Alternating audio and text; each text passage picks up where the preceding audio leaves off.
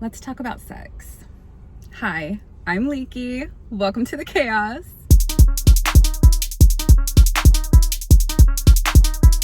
Damn, I hella lit it. Okay, so we're gonna be getting into some leaky lore. So I was raised in heavy purity culture. I grew up in church, so it's like illegal to have sex if you're not married. For a very large portion of my life, my relationship with sex and my connection to it and my sexual energy was in a very, very confusing state. And not just because I'm gay. Even though that was a whole thing and is a whole thing in itself, being raised as a Christian, but being fucking queer. But throughout my life, I have had to learn how to become comfortable with it and to heal my views and my relationship to sex, how I see it, how I feel about it.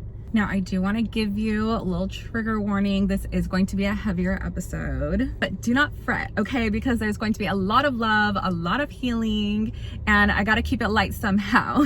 So, when I was 13, I attended my very first Passion for Purity. Passion for Purity is an event for women and girls, and you make the vow to stay a virgin until you're married.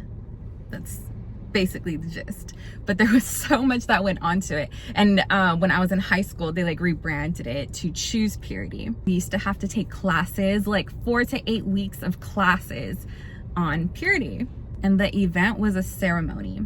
And your first one, you're supposed to wear a white dress, like it's your wedding dress. And I literally have a picture of me at 13 looking like a child bride. But it's this beautiful ceremony where you make your declaration that I am going to be pure before God until the day I get married. And I'm making this vow to God, to my future husband, and my future children. Yeah, that was in the vow. That I was going to remain sexually pure. And we would get this little purity ring and we would sign our vow and have a witness sign it. And doing that was something that made me beautiful and pure and innocent. And I was very, very innocent growing up. Like, I didn't even have my first kiss till I was almost 20 years old. I had a desire for it and a strong curiosity for it because I have a very high sex drive. I'm very hypersexual actually, and I was since I was a kid. So trigger warning, when I was a kid I experienced sexual abuse from one of my older cousins who happened to be a girl, and it made me hyper aware of my sexuality. By the time I was 9 years old, I was already like trying to look up like naked pictures naked pictures of people. And then by the time I was 13, that's when I first discovered like pornography and I had a full-blown addiction. And no one ever talked to me about sex growing up. Like, I just knew that I wasn't supposed to do it, but I didn't even like really know what it was, like truly what it meant. And in my family, I am the very first one to not get pregnant as a teenager.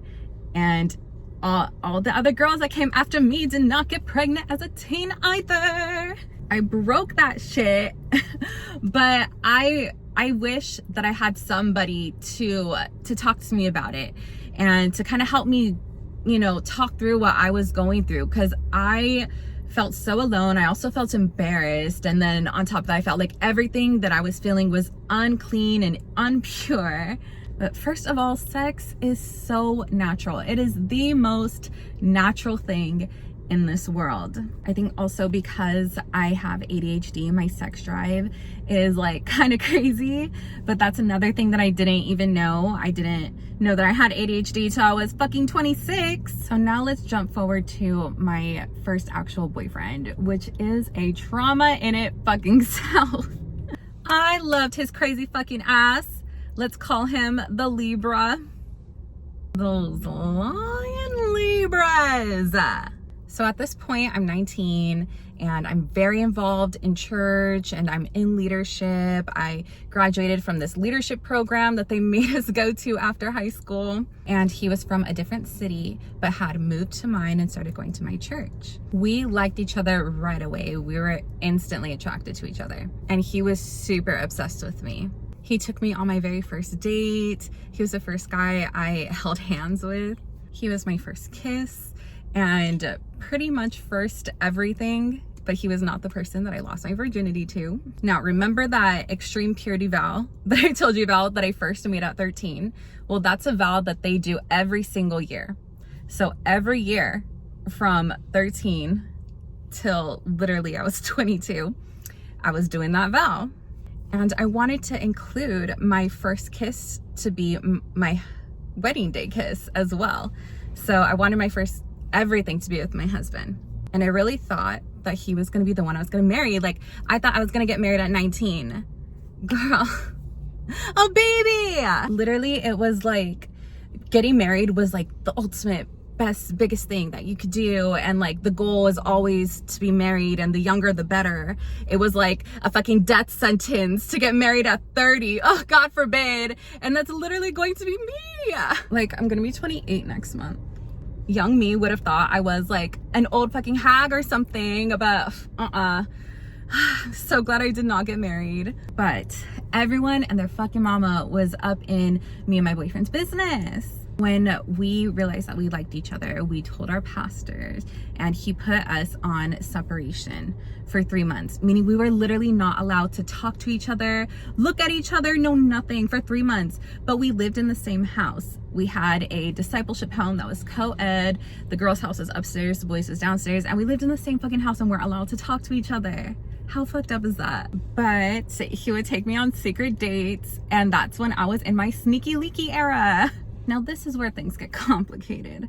One thing that I really wish was taught to me and taught very clearly to me was consent. All of my first sexual experiences with him were not consensual. He would be like touching me and trying to do stuff to me, and I would consistently say like, no, no, no, stop. And he would not stop until I would just run out of strength and let him. And eventually I would fall into it, and eventually I wanted to do things with him. And there was a big part of me that wanted to be sexual with him and connect to him in that way, because I really liked him. I may have even loved him, and we had a really great friendship and connection and a lot of chemistry, but I was not ready. And at that point, I was saying no, and he didn't respect that, and he kept going. And at that point, that's when it was no longer consensual. But I didn't understand that, and afterwards, I just felt like this huge failure, because now I felt like I wasn't pure anymore, and I was no longer connected to God. I felt ashamed for even having sexual desire, which again is very, very natural. And then I started feeling this shame where, oh, this is all my fault, like I let him do this, you know, I was too weak or whatever, when it wasn't even consensual. He should have never put me in that position in the first place. And then word started spreading that we were sneaking around, and I was literally getting publicly slut shamed by grown ass women, grown ass adults in the church.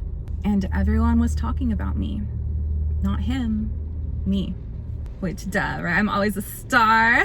But his grandmother, who happened to be a pastor's wife, was like bad mouthing me all over town to like every pastor's wife, and calling me a hoe, a whore, like whatever.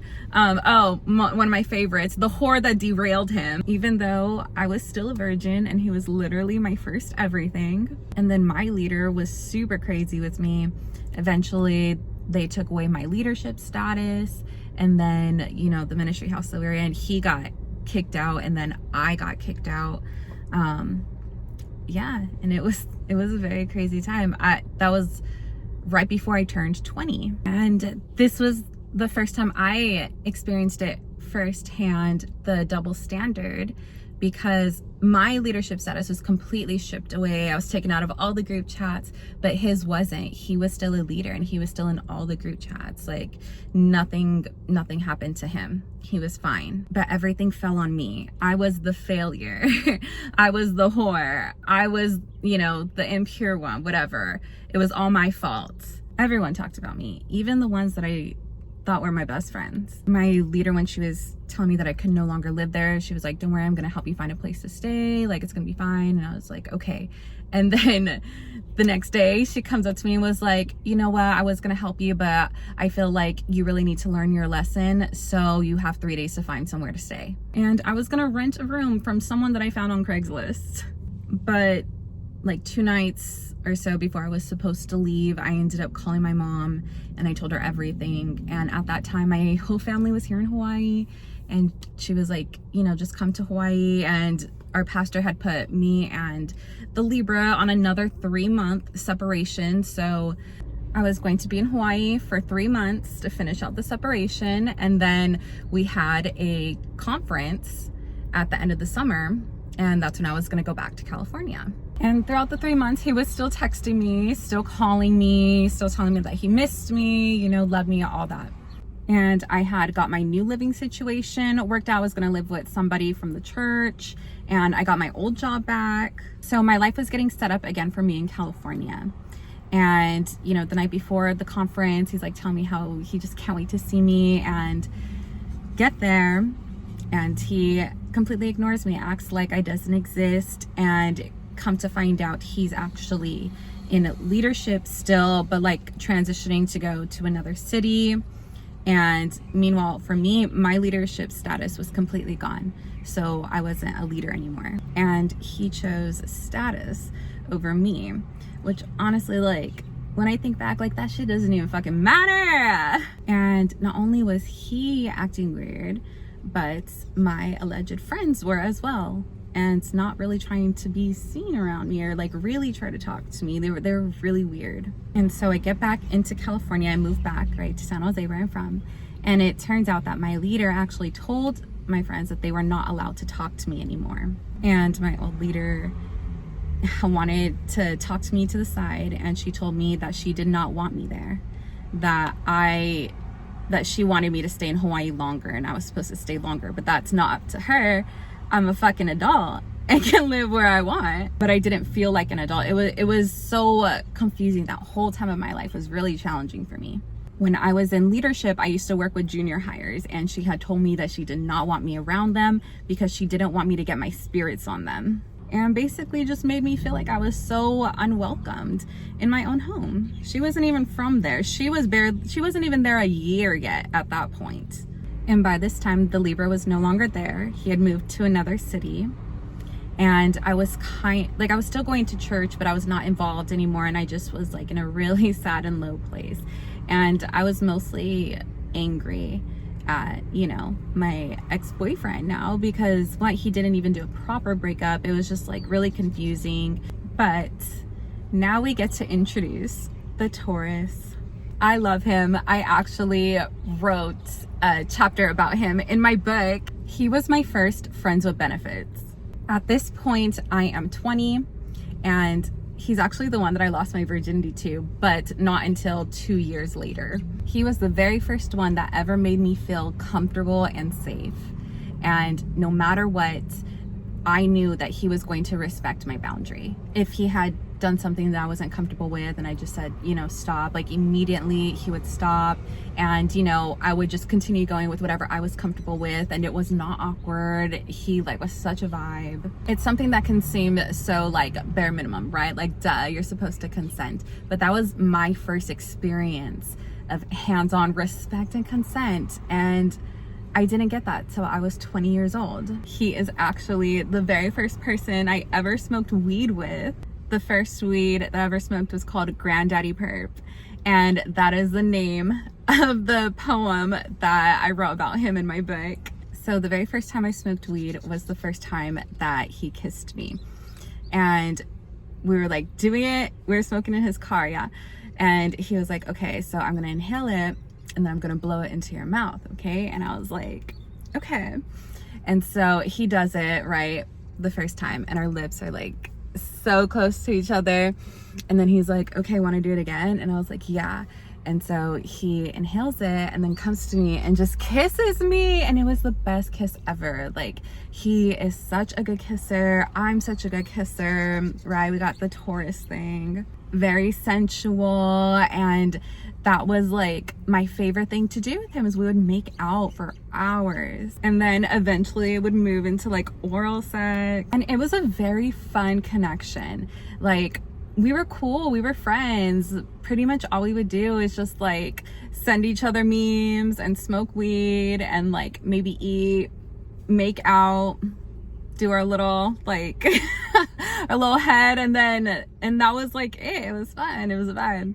But I wanted to start getting serious about the church again, and like I felt, you know, really convicted and really guilty for, you know, having these sexual experiences when I wasn't married. You know, that shame was still there. I wasn't able to just enjoy that experience with him. Most of the time I felt bad about it, like, and that sucked for me, because I really was having a great time, and I was starting to explore myself and enjoy myself and discover my sexuality on my terms. And when I was 22, I decided that I was going to leave the church. And you want to know, like, one of the pushing factors, because there was a lot of reasons why I decided to leave and why I choose to have the beliefs that I have today and live the life that I live today and live my personal truth. I know that's like the most evil thing that a person can say when they're from, you know, Christianity. Not too long after I ended things with the Taurus, I was back in church, back in ministry, right? And like growing myself back into leadership status. And at this point, I was at a higher level than ever before. And that is when I started dating my Scorpio, the one that I almost married. The same month, it was January of 2019, that things had ended with me and him. The Libra moves back to San Jose, to my city. A month before he had moved there, him and his dad went to visit the church, and he actually had pulled me aside to talk to me. And at this point, it had been almost 2 years since everything had happened between me and him. Maybe it was 2017 was when we were together, and this was November of 2018. And I'm like in a serious relationship at this point, and he apologized to me everything that went down between us. And I at that time, like in that moment, I genuinely forgave him, and I wanted to forgive him. And I know in my heart I had already forgiven him, but it was like something that I never expected, something that I didn't even want or need. But he gave that to me, and I realized, like, wow, this is something that, you know, was really special to me. And because he was my first love, right? My first boyfriend. And that was like, you know, a deep scar for me. And he had said that he wanted to be able to make things right between us because he was moving back and he didn't want it to be awkward. He wanted us to be able to be friends. And so I agreed, okay, you know, that's fine. And I didn't tell him that I was with anybody, because my Scorpio, we were in a long distance relationship, but he knew. Everybody, all of us church kids, like, we're all connected. Everybody talks about everything to everyone, which means he also knew when we broke up. And I'm telling you, from the moment he set foot on San Jose soil, he was nonstop pursuing me. I'm telling you, for 8 months straight. Like, every single time I would see him at church, he would find his way to me, try to find ways to like touch me or just be around me. Damn, am I talking too much? The sun is about to set. I'm gonna have to bust out my light soon. Okay, period. Anyways, it is now August of 2019. I turned 22 that April, and I moved out of the discipleship home, of the ministry house, and I got my own apartment. And that was something I always wanted to do. And I used to talk to the Libra about it when we were young and when we were first dating. And so he like congratulated me, and he was so proud of me that like I got what I wanted and stuff. And he was like, I remember we used to talk about that. And he had asked me if he can take me out on a date. And at this point, this was like right as I was like done with everything, ready to be out of the church, out of leadership, just like I needed to find my own way. I decided, okay, let me go on this date, let's see. And I felt like I was 19 again. It was like the same electricity, the same energy, the same sparks were like back again. And I felt like I literally could fall back in love with him at that moment. And it was just like as if we had never broken up. It was a very simple date. He picked me up and took me to play pool. And then we went to Denny's and got milkshakes and like ate like, I don't know, whatever snack we decided to get. And he's taking me home, and he asked if he can come inside because he really wanted to see the studio. And honestly, I really didn't want him in there, but I decided to, you know, say yes. Like, okay, like, yeah, you know, like, I used to talk to you about this, and now, like, you know, I would want you to see.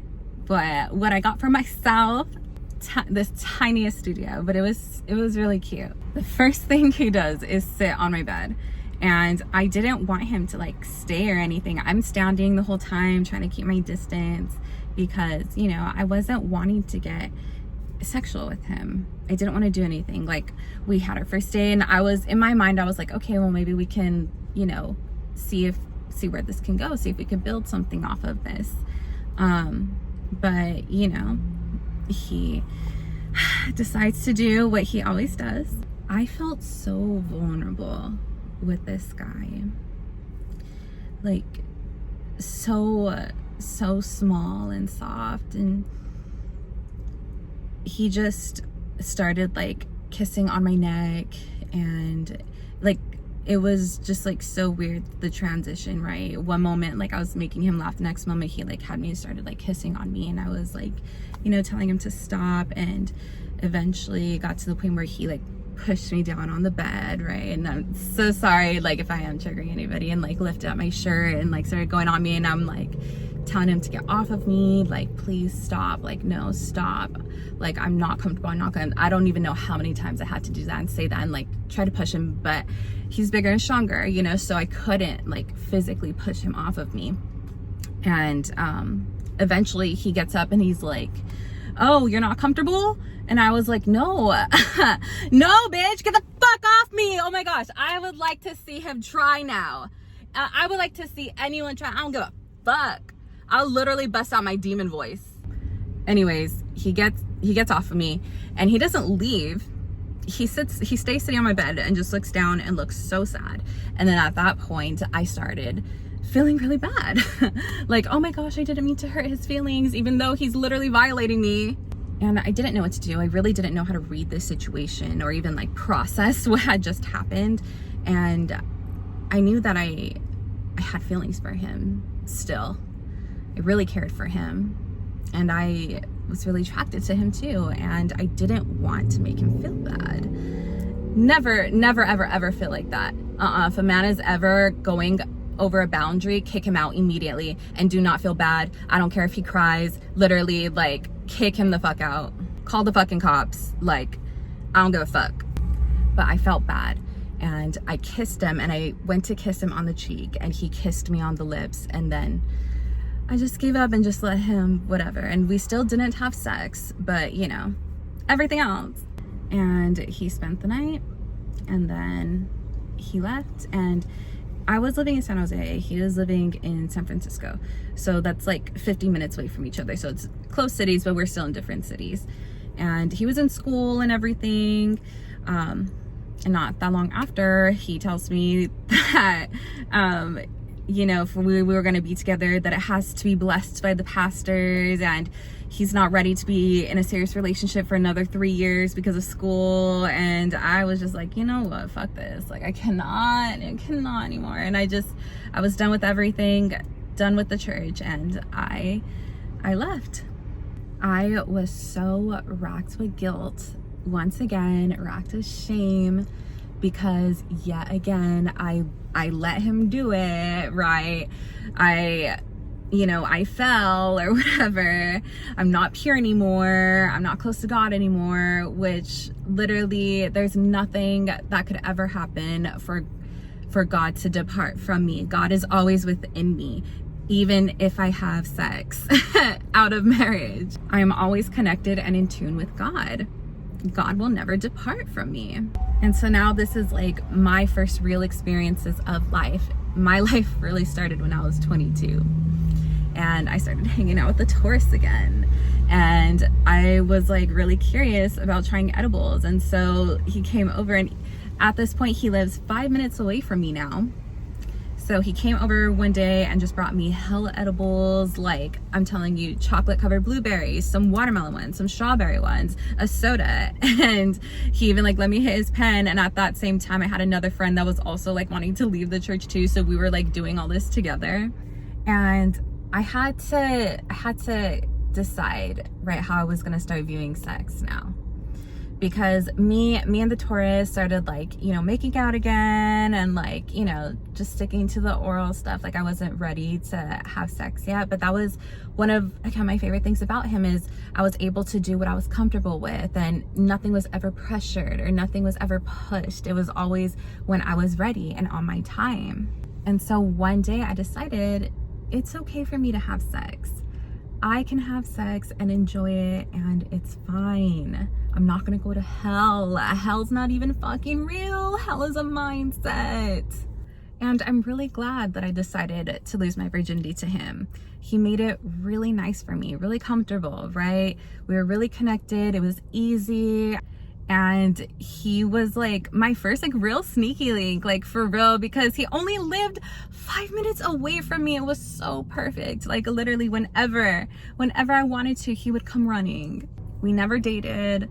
We never like expressed feelings or anything like that. We were always genuinely friends, but there is like such a special space in my heart for him. And I'm just so grateful for him. And I hope that everything goes well for him. Now, I was 22, so I was dumb as fuck, and I was still kind of like off and on with Libra. And at this point, we were on and off. This is January of 2020.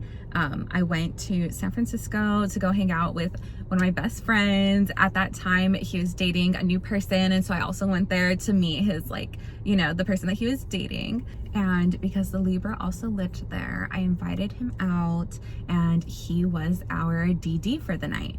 So he didn't drink the whole time. Meanwhile, I was fucking drunk, blacked the fuck out. And when I tell you, I literally couldn't even walk. Like, he had to help me walk. And at the end of the night, he took me back to my hotel while I was blacked out, had sex with me while I was blacked out, meaning not consensual, and then he left.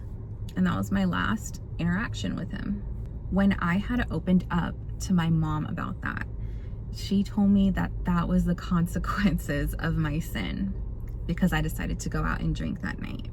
That was something that should have never, ever, ever happened to me. Me and women everywhere have the right to go out with our friends and have fun and get drunk without getting raped. And in 2020, I decided to move to Hawaii yet again. It was during the pandemic, and I was back in another celibacy journey, trying to rediscover myself again, get myself back to me. Not only did I have to heal my relationship with sex, but I had to heal my relationship with celibacy, because when I was first introduced to it, it was more out of shame and, you know, rule, like, you know, this is the rule, you cannot have sex until you're married. And celibacy somehow made it all about this like future husband that I haven't even met, right? I'm a child. But celibacy isn't for my next partner. Celibacy is for me. You know, everything was shut down as well. So like we weren't even allowed to be around other people. And I was yet again living with my sister. But 2021 comes along, and things are starting to open up again, and I got this really great job, and I got my apartment, and I started actually going on dates and like really discovering dating apps. That is when I entered my hot girl Hawaii era, and I decided that I was going to give myself all of the power and all the control when it came to sex and my sexuality. I really liberated myself, and I had so many enjoyable experiences. I also started to fully open up and explore my queerness and date women and have amazing sexual experiences with women. And so now I am 27. Next month I will be 28, and I find myself back in a celibacy journey. Throughout my sexual career, I have had my pockets of, you know, just like casual sex, and then long pockets of celibacy to casual sex, celibacy. And now I'm older, wiser, and I'm more confident in what I want and what I want to experience, and what I want to have in my sex life. I am just at a point where I would rather have sex with someone that I'm in a relationship with. I would rather have the kind of sex where we're making love, where it's very passionate and we're very in tune with each other. And I'm someone that needs a lot of foreplay and a lot of aftercare. So they have to be somebody that knows how to anticipate my each and every need. I want to make sure that I am having sex with somebody that I genuinely respect. And when I do start having sex again, it is going to be so beautiful. It is going to be on my terms. It is going to be when I am ready. And it has been a minute, so trust me, girl, I am ready. But it's not going to be something that's going to be used against me. It's not going to be something that is going to shame me. It's not going to be something that's going to hurt me. I'm not going to be feeling confused afterwards. I'm not going to be feeling drained afterwards. I'm going to be with somebody whose energy I love and makes me feel good and fills me up. Sex is something that needs to be done safely and with a lot of respect.